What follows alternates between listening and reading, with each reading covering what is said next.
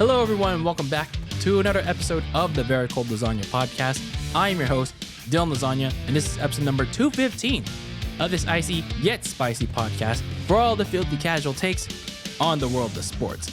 And in this episode, we're here to talk about a WWE pay-per-view that once again went overseas across from the United States, and that pay-per-view was Bash in Berlin. So this time around, took place in the land of Berlin, Germany, this past weekend on the end of August 31st, 2024. And by the way, we just hit a new month in September. So happy September, everyone. We're about to end summer and go into fall later this month. So at least the hot weather is almost over for those of you that are annoyed by it. So there you go. But we're not here to talk about the weather. We're here to talk about a pay-per-view that is entitled Bash in Berlin in this filthy casual place that is called Very Cold Lasagna. So before we get started with this episode, a little bit of housekeeping before we get the show rolling. Make sure to follow everything in regards to Very Cold Lasagna on social media, on X/Instagram, and Very Cold Lasagna. And listen to the show wherever you get your podcasts. For all my audio listeners out there, whether it's on Apple Podcasts or Spotify. And make sure you rate and review the show 1 to 5 stars. Leave me some feedback, a review, whatnot. And then if you're watching this on YouTube, make sure you smash the like button, smash the subscribe button, turn on that notification bell so you'll be notified of each and every video and episode that comes out. And make sure to leave a comment down below with your own takes with each and every video and episode that comes out. In the case with this one, it is the Bash in Berlin review for the WWE. And make sure to share this with your friends, share this with your neighbors, share this with a stranger, or share this with your colleagues, whether you're at school or at work.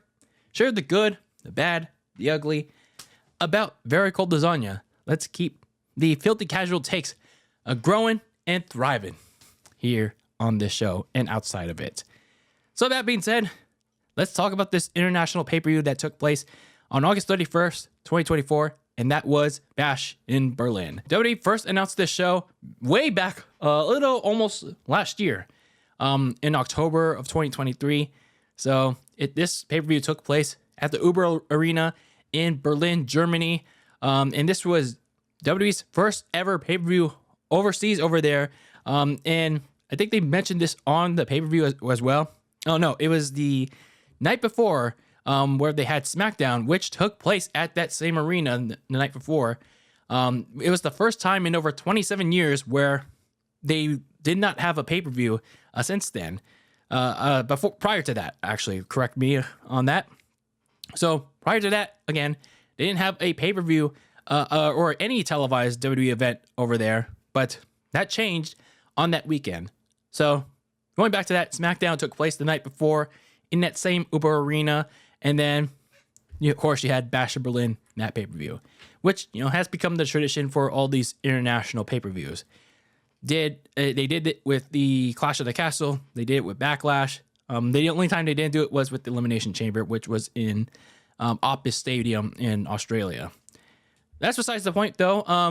In addition, with this Berlin show, they did a little live event tour all around Europe before SmackDown. So it was basically the entirety of the SmackDown roster touring all over Europe. I'm not sure how wise of a decision that was because, well, with Monday Night Raw having such a bare bones roster as it is, yeah, I'm not sure that was the wise decision, but that's besides the case. They did a little bit of a 3-show house tour entitled their Road to Bash in Berlin tour. So there you go. So yeah, they were really trying to hype up this show, even though it was another one of those international pay-per-views. As I said in my little preview that's on YouTube, that's basically the hype of it, of going in. This just felt like another international house show on pay-per-view, because when you look at the build, you look at how everything's constructed, it just felt like one of those shows for the international crowd, because they haven't gotten one ever or for such a long time. Just look at France, look at Scotland, and now you look at Berlin. So yeah, I was going into this with such low expectations, especially with considering how SummerSlam went. And this is like a complete contrast of that. this was such a complete contrast to that. But then, and again, maybe I should have tempered my expectations because this was such a tempered card. 5 matches. Like, are you kidding me? Like 5 matches on this show. It's still way too short. That is way too short of a card. And I get it. You're trying to make these shows shorter, which I do appreciate. Triple H. That's the only thing I appreciate these cards, that they're shorter, but the matches are longer. I don't appreciate the longer match lengths. Like you're trying to get everything like in, but that's kind of a detriment to me. Like I'm kind of like losing the plot with some of these matches that go way over time for me. Like they need, especially ones that don't have a story, that don't have a like explicit story that can be told before the match starts. So, and at least 1 or 2 of these matches certainly had that going in. So enough of my ramblings about all the pre-stuff going into Bash in Berlin. So let's talk about Bash in Berlin itself, because I have some thoughts on this show, which happened this past Saturday. And a couple it was good, and then the other stuff was oh man, I hope you're just ready for it. So let's start with the opening match of the show, and I'm gonna give myself brownie points already. That when I did my notes for this, I was surprised at how the match card came to be, and that I got the order right. So let's talk about it. We kicked off the show with the WWE champion Cody Rhodes, the American Nightmare, taking on the prize fighter Kevin Owens. In case you missed my preview for this Bash in Berlin, it was basically just a very simple yet bland setup for this match. It was basically, Cody Rhodes handing out a WWE title match to Kevin Owens, even though Kevin Owens explicitly stated that he didn't deserve it. And at least Kevin Owens was honest. Like, Kevin Owens was saying that I don't deserve this because I've lost so much. I've lost too many matches. I haven't won enough. He has a like a New York Jets or a New York Giants or like a Carolina Panthers like win-loss record. And yet Cody still wanted to give him a title shot for helping him, assisting him in with his bloodline affairs. So yeah, that was basically the setup. And then over the next couple weeks, you would get some teases of whether or not Kevin Owens was gonna get that killer instinct pal on Cody and attack him. So that was pretty much the whole setup for this match. And yeah, I was certainly not feeling it. And you could clearly tell as not the match itself, but as you were going into this match, you were feeling like this highlighted yet another major problem with Cody Rhodes' WWE title run. I pointed it back out in April, as I talked about in my preview for Bash in Berlin, that they don't have anybody. They don't have any legitimate challengers for Cody Rhodes. So like, it's like they have to make some stuff up on the fly with Cody, because there's like they didn't do anything when Roman was champion. They didn't build up any legitimate challengers for him, especially on the heel side. Like, what Triple H and Vince McMahon should have been doing was build up all these credible heels and baby faces to go up against whoever was going to be the successor to Roman as champion. Not necessarily the face of the company, but whoever's going to be that next guy to carry that title once they're ready to take it off of Roman. Here we are with Cody. And I'm not saying that I don't like or necessarily hate Cody, because I think Cody seems like, okay, he's fine as champion. But the problem is, it's just like, again, he's lacking a lot of challengers right now, like sustainable challengers for like a 2 to 3 month long feud, if you get what I mean. So as for the match itself, I mean, yeah, it pretty much backs up what I just said. It's just like, what are we doing here? Why are we trying to invest in this match? This is just another one of those matches that, let's put it in the Cody catalog, pal. So that's pretty much this opening matchup here. So throughout the match, you see Kevin Owens pulling out all these high impact moves that was really wearing Cody out, especially targeting the ribs. And then you see, they're talking about it in the match where, like on the SmackDown before, Kevin Owens brings up that Cody injured his knee in the Road to Bash in Berlin tour. But like for more than half of the match, they didn't even play up to that fact. They didn't even like bring that, like they didn't even play into that quote unquote injury. So I'm just like, why even do it in the first place? Like, that doesn't make a whole lot of sense. So anyway, like they do eventually bring it up, but it's so late into the match that I just didn't really care anymore. But at least it did play a role into it. So that's something at least. So how it plays a role into the match? Well, Cody tries to go for a Cody cutter. He goes for that 1-step, 2-step Cody cutter, but the knee that was injured, it buckles once he's ready to do the Cody cutter, and then it causes Cody to fall. And then Cody's like, "Oh, my leg." He does the "my leg" routine that you see in SpongeBob, and then Owens, he looks like he's gonna prey on it. He's gonna go for that killer instinct, pal. But no, he doesn't go. He doesn't actually attack it. He has that. He actually has a heart. He wants to win it the right way. So he lets Cody roll out the ring, and then he only attacks it when Cody starts attacking him. So Kevin Owens attacks him. He looks to go for the Pop-Tart powerbomb on the apron, that signature one that takes out people. But Owens is like, "No, I'm not going to do that." And then Wade Barrett starts yelling at him, like, "What are you doing, man? You could have done it right there and there." But then he tells Wade Barrett to shut up. And then Kevin Owens would nearly win the match with 2 stunners, but then Cody would reverse a second one, a third attempt, and then Kevin Owens would eventually fall to Cody after Cody reversed a Swanton bomb into a crossroads for the win. So yeah, this was one of those long matches, that you just can't really sink your teeth into, especially considering when this had such a bad buildup going into it, and such a lackluster one at that. So on top of that, this is just really boring to me. It's really hard to get invested to, and like, where do we go from here? Like, you're just asking yourself, where do we go from here? Other than the fact that maybe the post-match stuff where they were shaking hands, being all buddy-buddy, do we get something like later on, or is this just the end? Like, I don't know, man. Like, where are we going with this? So, I don't know. It's just one of your typical Cody Rhodes matches. Like, he and his opponent are trading blow for blow. And then, with the exception of Kevin Owens, Kevin Owens was like really hitting these moves, but that's pretty much it. So they're just basically dragging along the match for no particular reason whatsoever. So there was no Kevin Owens heel turn post match. So I don't know. Again, where are they going with this? We'll see. But I will say that maybe they are tapping it. I'm contradicting myself a little bit here.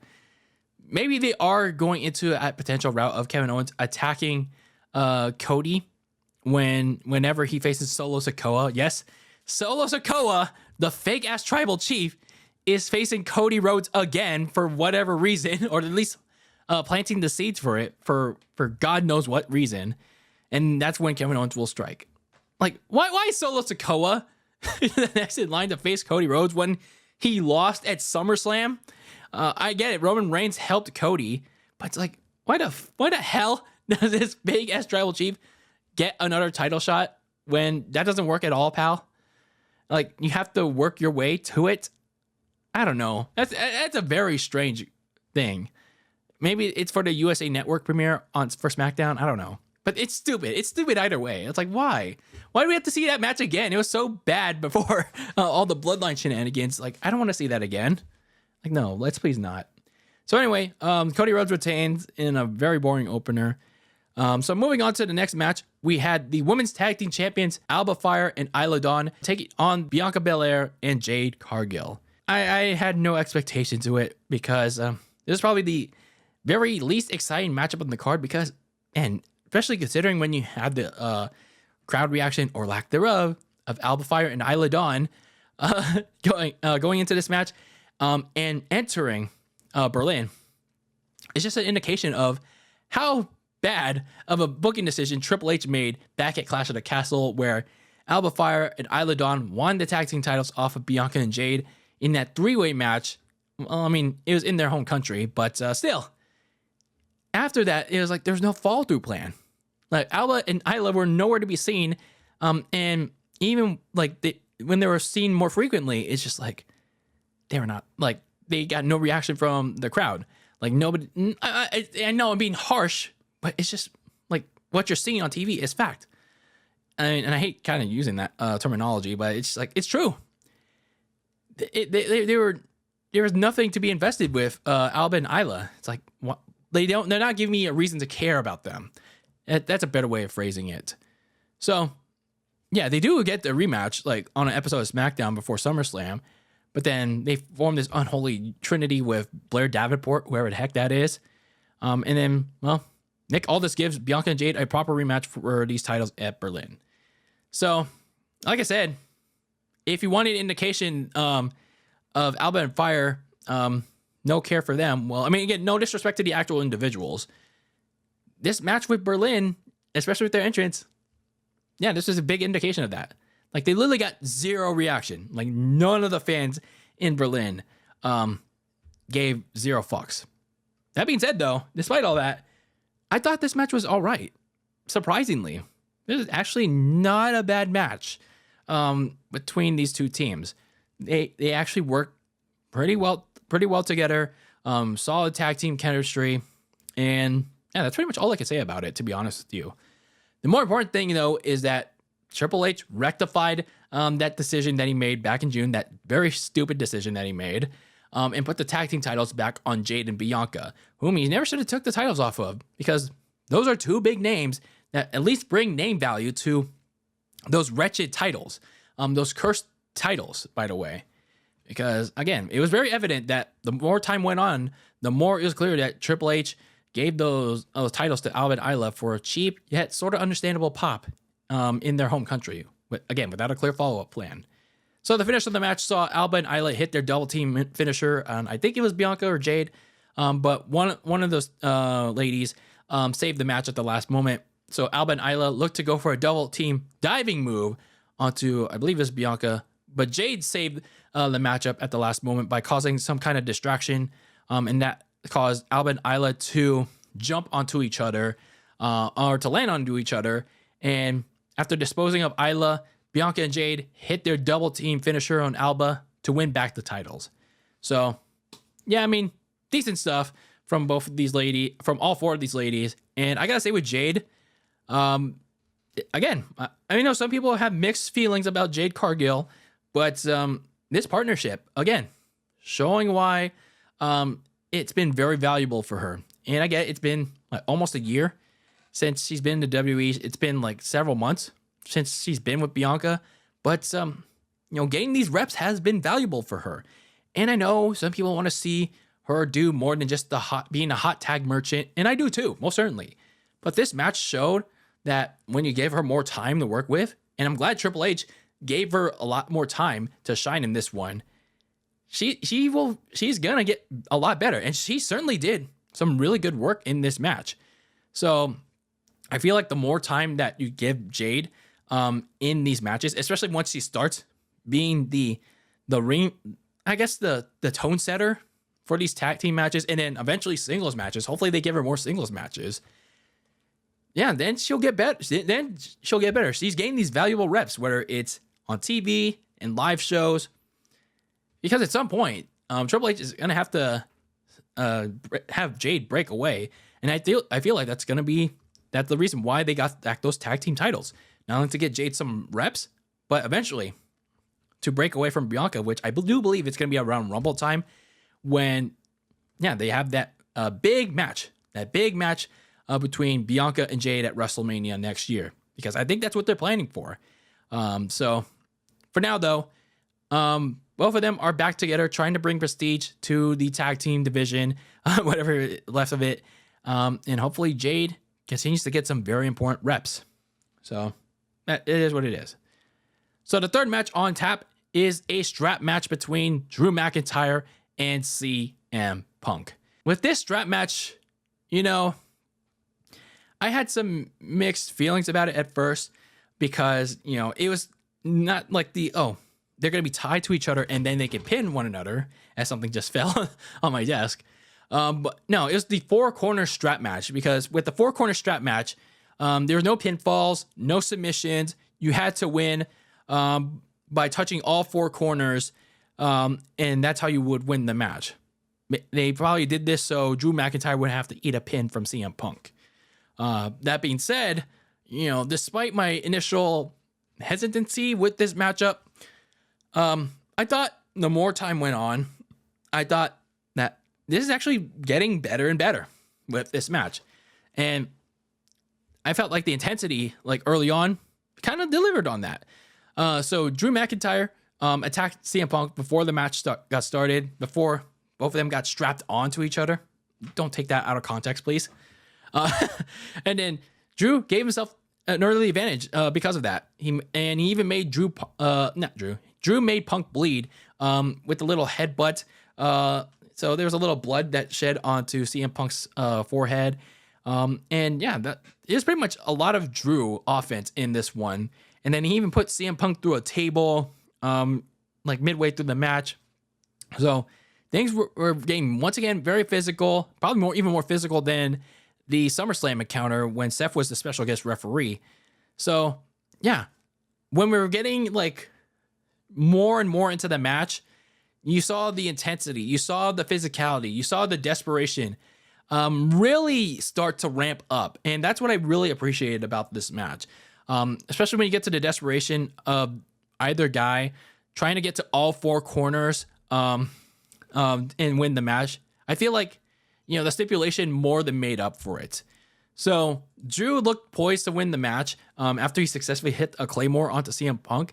But then once he almost got to that last corner, he was just like walking to the corner like, ha ha ha, I'm gonna beat you again, you motherfucker. Punk managed to find one last win in him to like stop Drew McIntyre from hitting the last corner, and he pulled him back in and hit Drew McIntyre with the go to sleep. So yeah, I mean, that's how CM Punk won this match. So actually, there's a little bit stuff that happened there. As he was about to go for the first corner, he noticed the bracelet, the little 50-cent bracelet that had his dog Larry on it, and then his wife AJ Lee's name on it. So he looked at the bracelet, and then it seemed like he was gonna focus a little too much on it, just like he did back at SummerSlam. So rather than cost himself again, he decided to pick up Drew McIntyre, hit another go to sleep, and then start making his way to each and every corner. And then along the way, he would hit Drew McIntyre with more go to sleeps. And then when he hit that last corner, victory. And then he also took back the bracelet that caused so many problems. So that probably wraps up the bracelet saga of this little story.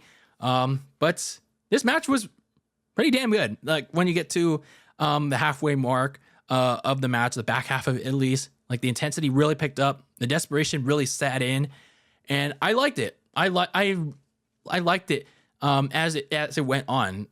Like the first half, it was like, okay, there wasn't really much to get into because like this stuff we've seen before with these guys, except now they're strapped into each other. But when you get into the back half of it, that's when I really sat in, locked in. I was like, damn, these guys are setting the tone for how desperate they want this match. So CM Punk gets his bracelet back. Hopefully, they can finally ditch the bracelet part of it. I mean, I know it's a key part of how invested, how emotional they are in it, on it. But hopefully, they can now focus on the more intense part of this storyline, especially now that we can prepare for what's to come at Bad Blood. And hopefully, with a hellacious rubber match on the horizon in October. So CM Punk gets the win here. They're tied 1 apiece, setting up for a big rubber match in October. So then we had the mixed tag team match that probably everyone that's invested in the story was pretty nervous about, anxious about, excited for, all kinds of emotions.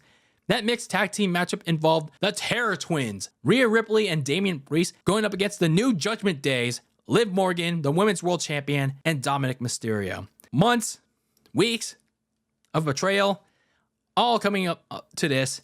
And I had a lot of reservations about this matchup because of how badly booked, how weak Liv Morgan and Dominic Mysterio have been since SummerSlam, and because of all the running away, and just the New Judgment Day in general have been like booked like wusses and getting like booked so bad, like the Spirit Squad, like getting just beat up by Rhea Ripley and Damon Priest. Like it's DX versus the Spirit Squad in 2006. It's just like they have the numbers game, but they're not using it. I get it. They're small, but they're not being smart. If you get what I mean. So it's just like it's just like Groundhog Day. It's been Groundhog Day 3 of the last 4 weeks since SummerSlam going into Berlin. And you would think that things would be different going into Berlin.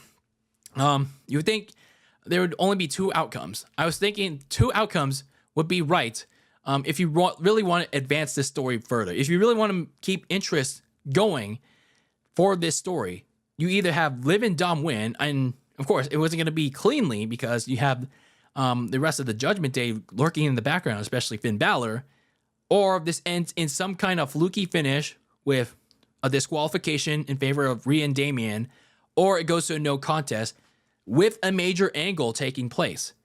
Because, yeah, you still have to knock Rhea and Damian down a peg in order for them to fully get into that babyface role, that badass babyface role that, still has to face the consequences of their actions. I don't know what it is with Triple H that just doesn't want them taking full accountability.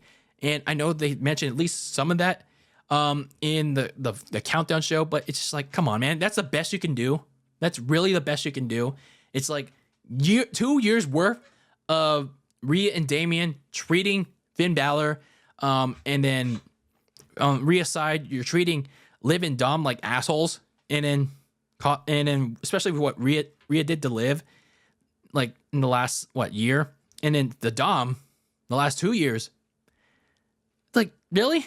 This is the best what you could do? Like, come on, man.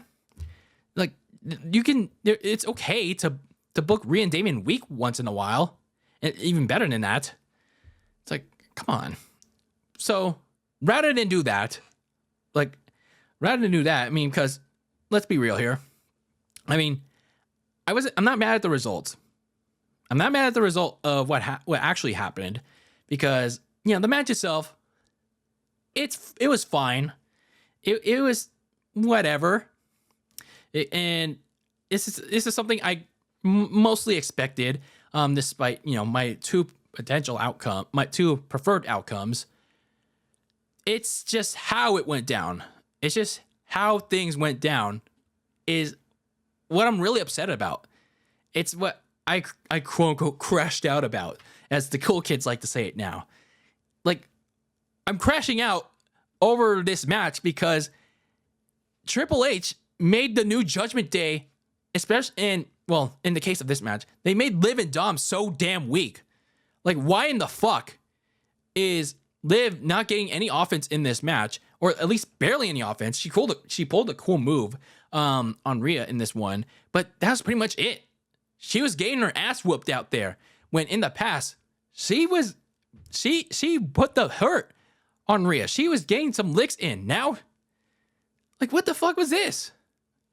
And at least in this match, Dom was putting in something. He was getting some lick in on Damian, but like, what is Triple H doing with Liv Morgan since SummerSlam? She's been booked like trash.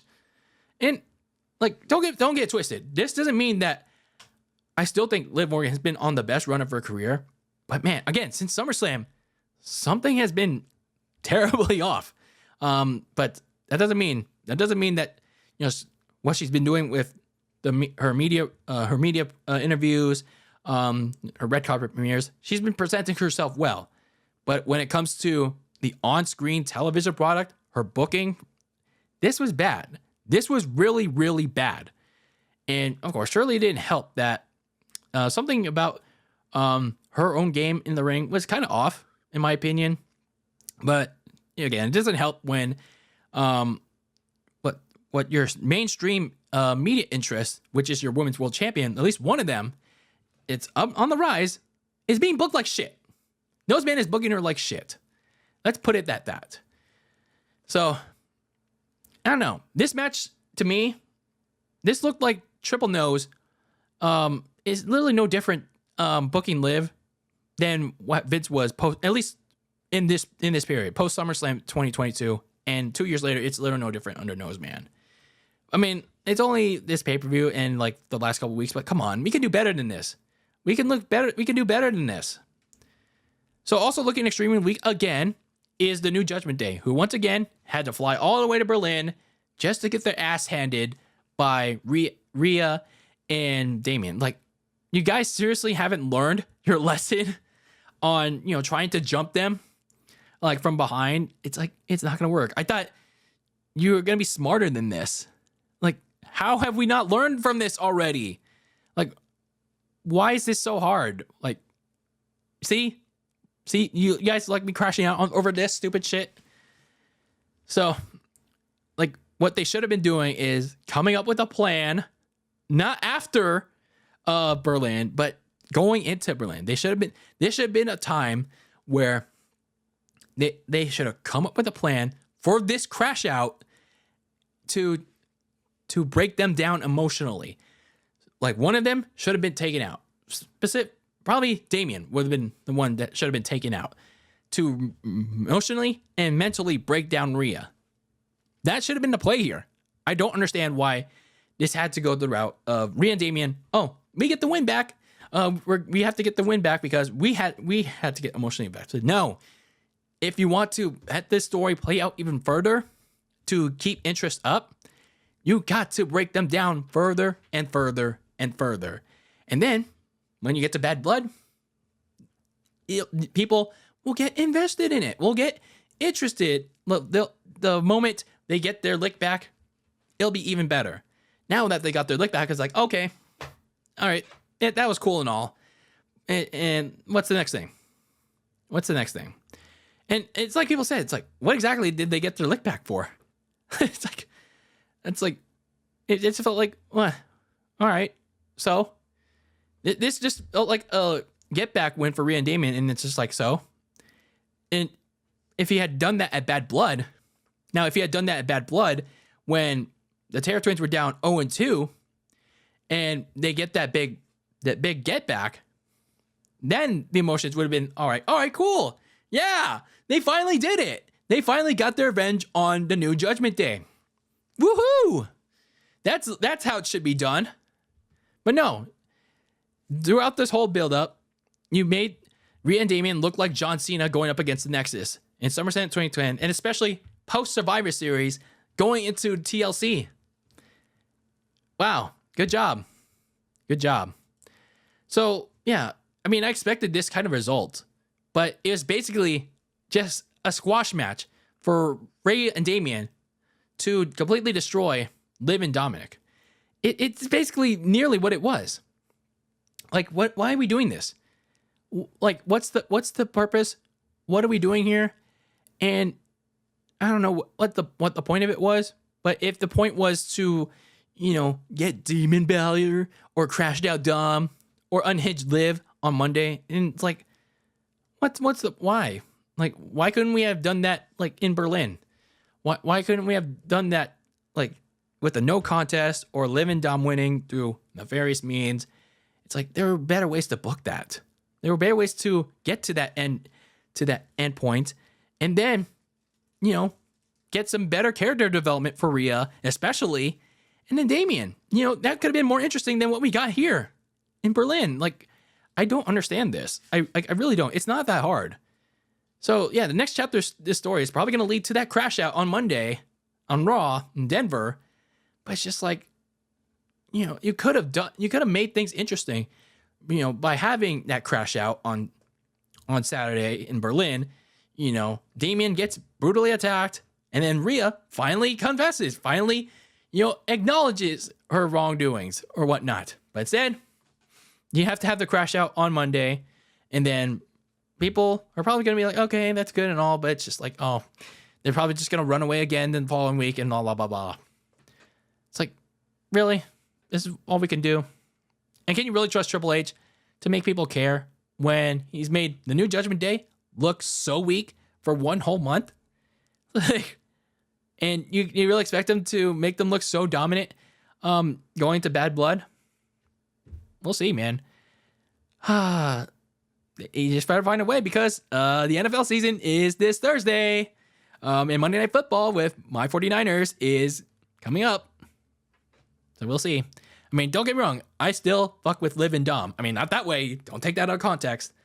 I still run with Liv and Dom. But this story has taken a sharp downturn since SummerSlam, and I don't like it. So let's talk about the World Heavyweight title match between the King General, Gunther and Randy Orton. This build has been, again, like with a lot of these matches, been just very basic. And Gunther just, taking pot shots at Randy Orton and his personal life. And then Randy Orton just promising to win the World Heavyweight title back with the three most dangerous words, three most dangerous letters, RKO. And yeah, that's basically that. So for this match itself, I mean, it's very solid. Don't get me wrong. But I feel like they didn't need to drag it out as long as it needed to be. I mean, it's like a standard Gunther match, very mat-based wrestling. But surprisingly, Gunther wasn't doing like a lot of the carrying in this one. I mean, it was Randy Orton. He was the quote-unquote ring general in this matchup. Yeah, he is basically doing the bulk of the load in this one because, interestingly enough, Randy Orton was the heel in this one, even though the crowd was very split for this match. Like, the crowd, even though it was in Gunther's home country of Germany, they were still into Randy Orton because, Randy Orton, these days, you just can't hate him. They were singing a song, and the crowd was very loud for this one. And side note on the crowd, not as unbearable as France was or Scotland was, so I'll give them that. I'll let it slide for these international crowds.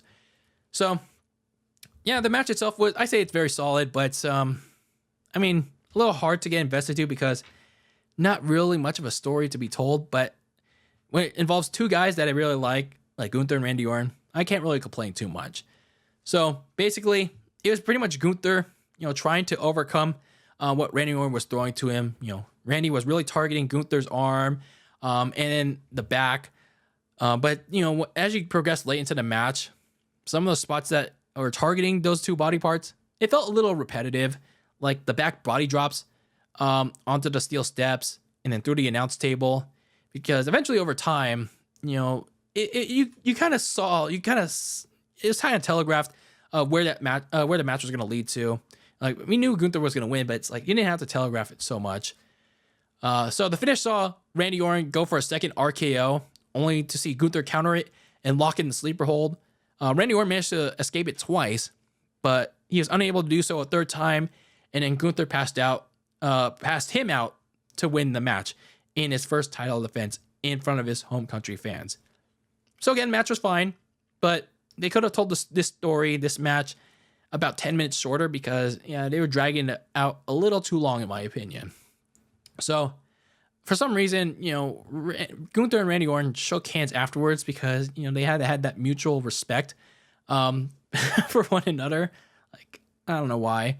It just basically shows that, this was a glorified house show for have on pay-per-view. And then Gunther gave a big thank you to everyone in his home country in Germany, which, that's fine and all that. But, yeah, this match was fine. On a side note, though, Ludwig Kaiser, finally, my boy, I missed him doing this. I don't know why he stopped doing this. He did Gunther's ring introduction for a match for the first time in what feels like forever. Ludwig Kaiser going, "The Ring General Gunther." When I heard that at WrestleMania last year, I was like, now this is how that's how you introduce a person, man. That was lit, and I missed that. I don't know why Ludwig doesn't do that as much anymore. So it was nice to hear that once again, especially in Gunther's home country. So good stuff there. So overall with Bash in Berlin, it was, again, basically just a glorified house show, just like with all these international pay-per-views that WWE has had all year. But, well, with this one, it was like second close to, having that feeling. Actually, no, it was the most. Because, well, at least with the Elimination Chamber, you still had some Mania ties to it. Clash of the Castle, you still had some story advancement with Punk and Drew, and then Chad Gable and Otis, before Triple H completely fucked up that story immediately on Raw. So, I mean, at least with Bash in Berlin, you could have had some story advancement. If not, Triple H kept fucking up the Judgment Day storyline overall. Because, like I said, like with the way that he's been booking Rhea and Damian, and especially Liv and Dom in the entire Judgment Day, it's like, why? Why are you booking this so one-sided in favor of Rhea and Damian? They're not Super Cena. They're not John Cena facing the Nexus in 2010, and he's not John Cena facing these other super groups that he's faced, like the Wyatt family. So it's like, it's not too hard. It's not so bad to make them look weak. They make them look down once in a while. It isn't. Like, come on. It's not that bad. Especially when you're trying to establish this quote-unquote power couple in Liv and Dom, because that, they're bringing in numbers. They're bringing in viewership. They're bringing in casual interest. Yet Triple H doesn't understand the assignment in booking Liv and Dom like super wussies. Like, come on, what are we doing here? So anyway, like, again, even if they have this whole crash out, it could be a case of little, too late, because of Noseman not booking everyone involved properly. So, as for the rest of this show, it was pretty much very skippable. I will say, though, Punk versus Drew was match of the night. And then one thing I will say Triple H did at least right with this match was giving the tag team titles back to Jade and Bianca. So, overall, very skippable show. And, yeah, very predictable, too. And for the most part, not in a good way. So anyway, let me know your thoughts on WWE Bash in Berlin in the comments below on YouTube, or send me a message on social media with your takes with a DM. Slide in the DMs, pal, at Very Cold Lasagna on X and Instagram. I'd like to hear your thoughts, and let's have a conversation about it, especially about this whole Judgment Day story that's been going downhill since SummerSlam. So anyway, that is it for this episode of Very Cold Lasagna. I'm your host, DylanLasagna. Thank you for tuning into episode number 215 of this icy yet spicy sports podcast with all the filthy casual takes. And until the next one, peace out.